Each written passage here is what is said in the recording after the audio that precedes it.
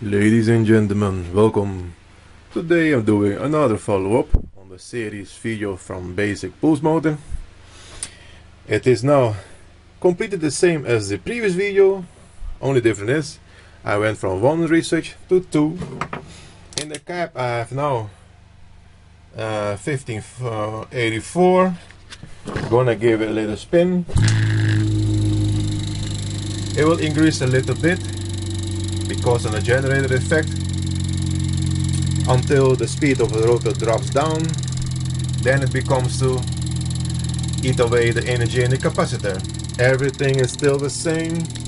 You see the same transformer, ratio 1 to 12, 1000 UF cap, 25,000 UF cap, and it is consuming all around, 1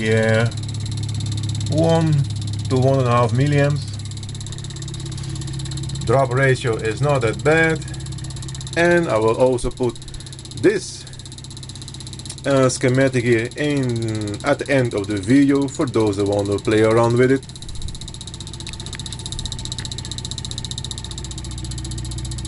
The drop rate is not that bad at all.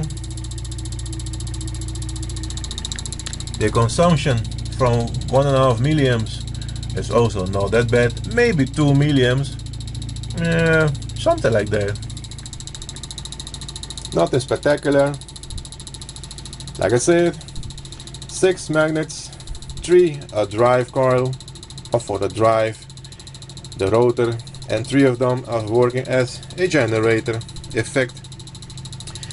Everything goes through the transformer. The pulses for the drive coils go through here, and that in effect will give rise to some output on the secondary side, which goes to the full wave bridge rectifier and goes back to the source. Same goes for the collapsing field. The back EMF also goes through the transformer and then back to the source through here or through this diode over here. Like I said, who knows? For those that had to have a scope, want to look it up, hey, knock yourself out. For me, just playing around with it is more than enough. You can learn a lot just by playing with it, tuning it. Yeah, the drop rate is not that bad. Of course, the speed is nothing spectacular.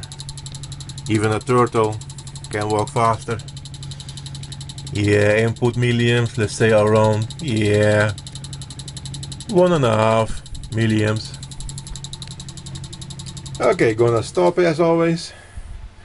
As you can see, if I close now the reach switches, I lose everything that is on the capacitor, which is more than normal.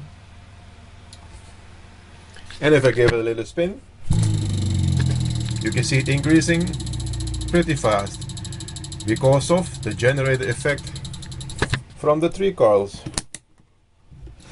Once again, showing everything.